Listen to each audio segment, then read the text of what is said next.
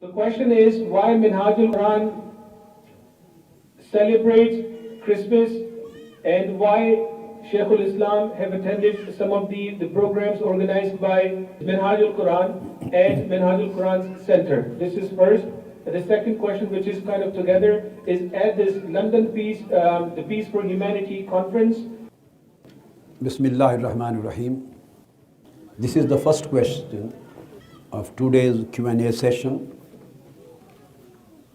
That why not only Minhaj, or I would make it more broader, can Muslims participate in any gathering, or they can organize, for example, Christmas? Is that permissible for them or not? And in many years it has been organized for the Christian minority people in Pakistan, the Christmas program, and they were invited and they celebrated here in Minhaj International Center in Lahore. So the question of its permissibility. Answer is very simple and categorical. There are certain things between different religions. I mean our religion, Islam, and Christianity or Judaism or other religions. Every act practiced by other religions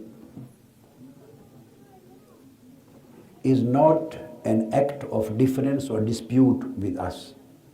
There are similarities and there are dissimilarities between different religions. There are some commonalities and some different, totally different aspects in Aqidah and practice.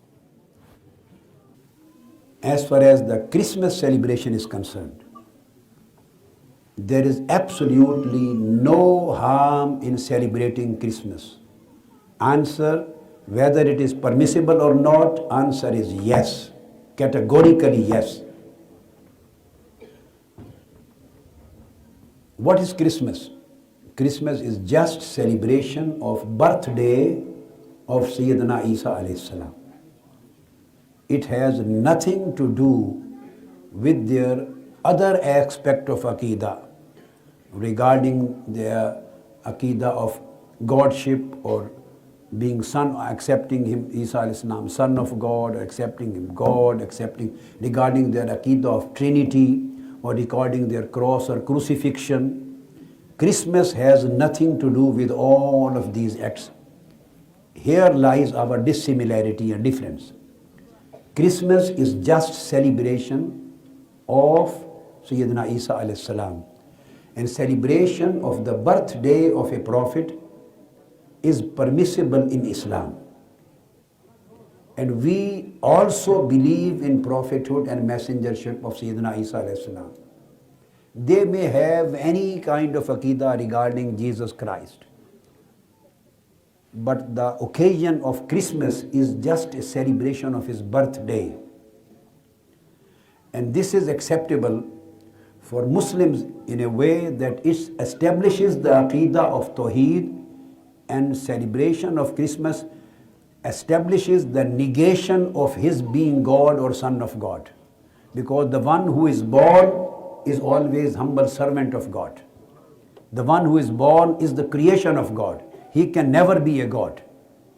The one who is born, he can never be a God. So as far as the Christmas is concerned, only I am talking of just this aspect. This is permissible to us. This is Mawlid. As we celebrate Mawlidun Nabi sallallahu alaihi wasallam, and we can celebrate Mawlid of Sayyidina Abu Bakr if you want. There are so many Mawlids if you want to celebrate thousands. Mawlid of Sayyidina Umar, Mawlid of Sayyidina Ali, Mawlid of Sayyidina Imam Hassan and Hussain. You can celebrate Mawlid of Sayyida Fatima. You can celebrate Mawlid of Sayyidina al-Ghawth-ul-Azam Shaykh Abdul Qadir al-Jilani. You can celebrate Mawlid of Sayyidina Imam al-Shazili. You can celebrate Mawlid of Imam al-Rifai. You can celebrate your own Mawlid birthday. Celebration of Mawlid is permissible in Islam. That's why we celebrate Mawlidun Nabi sallallahu alaihi wasallam, the birthday of Holy Prophet sallallahu alaihi wasallam. If we can celebrate the Mawlid of Awliya, so why can we not celebrate the Mawlid of Anbiya?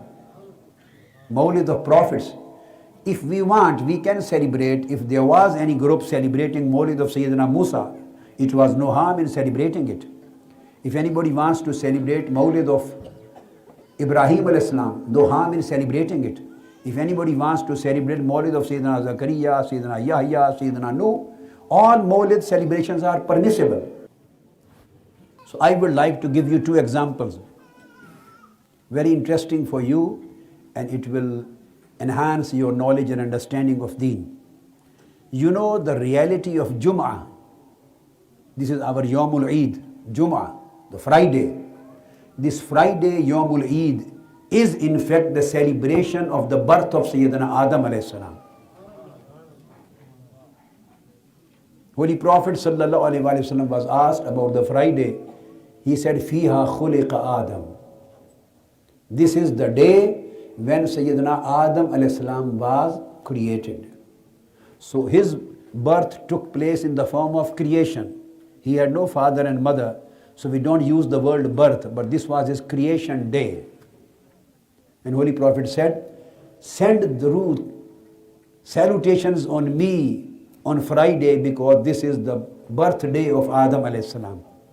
So it is recommended to the Ummah, for the Ummah of Holy Prophet sallallahu alaihi wasallam, the celebration of the birthday, I would say creation day of Sayyidina Adam alayhi salam, in the form of Jummah. It will continue to the day of judgment. Holy Prophet sallallahu alaihi wasallam gave us another example. Another example. It comes in Sahih Bukhari and Sahih Muslim, muttafaq alayh. When Holy Prophet sallallahu alaihi wasallam migrated to Medina, he found the Jews of Medina and Khaybar, the Jews, they used to celebrate the 10th day of Muharram as the day of victory of Sayyidina Musa alayhi salam, victory of Moses. This was their celebration day, 10th of Muharram. Holy Prophet ﷺ asked them that, why do you celebrate this day specifically, 10th of Muharram? He asked them, Holy Prophet asked, why are you celebrating this day as Yawmul Eid? They replied, we consider this day of 10th of Muharram as the day of victory of Sayyidina Moses against Fir'aun. That's why we celebrate it as Eid. Jews used to fast that day. This was the mode of their celebration in those days. Holy Prophet ﷺ commanded the companions, and he said to companions, he said that, "Nahnu ahaqqu bi Musa minhum." If they celebrate the victory day of Moses, we have much more right of Sayyidina Musa alayhi salam than they have. So he commanded his companions, you should also celebrate this day by fasting. So this became Sunnah, the fasting of 10th day. Then next year he added one more day to it, and fasting of 9th and 10th of Muharram. So the origin of fasting of 9th and 10th is the celebration of the victory day of Sayyidina Musa alayhi salam. So anything in which the basic theme on which that is based is not contradictory to our faith, and that is related to any prophet and messenger of God. So we also believe Sayyidina Musa, Sayyidina Isa, all prophets. We believe, we have faith in all prophets and messengers. So according to Holy Prophet, nahnu ahaqqu bi Musa minhum. I say, nahnu ahaqqu bi Isa minhum. We have much higher right in celebrating the birthday of Sayyidina Isa than anybody else in this world. Because he is the prophet who gave the good tidings of the raising of Prophet Muhammad sallallahu alaihi wasallam to the mankind, when he said, "Inni mubashiram bi rasulin ya'ti min ba'd ismuhu Ahmad."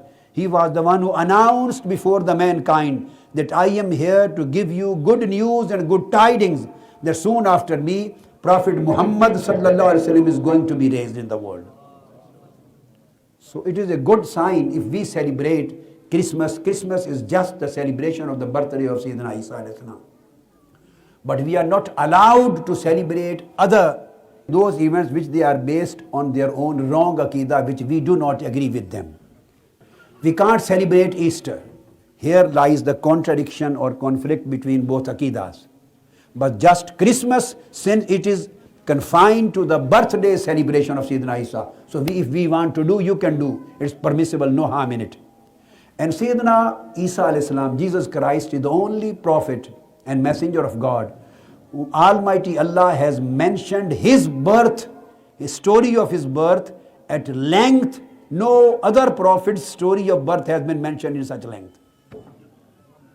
And Quran has celebrated his birthday, Sayyidina Isa al-Islam, the last word. Holy Quran has celebrated, saying in these words in Surah Maryam, Salamun alayya yawma wulidtu wa yawma amut wa yawma ub'athu hayya. Sayyidina Isa al-Islam says, their salutation and peace be on me on the day when I was born, and when I will die, and when I would be raised before the day of judgment. So Quran says the salutations on Sayyidina Isa al-Islam on his birthday. This is celebration of birthday of Sayyidina Isa, Jesus Christ. So this is according to the commandment of Quran. This is the point of commonality and similarity. Here is no problem in this. Somebody has asked, for example, they drink alcohol or dance. This is when they do their own activity. Don't go there, where haram things are being committed. But if you invite them, so you will never serve any alcohol or dance or any haram thing. You will just cut a cake, or you will recite Holy Quran, or you will sing the good songs, the praise and nasheed. So do as permissible in Islam according to the Holy Prophet's teachings. This was the first question. What is your second question? So keep in your mind that Holy Prophet commanded the companions to celebrate the day of Sayyidina Musa as the Jews used to celebrate. In the same way, it comes in Bukhari and Muslim. And Sayyidina Isa, I quoted you the words Salamun alayya yawma wulidtu. So celebrating the birthday of Sayyidina Isa is commanded by Holy Quran.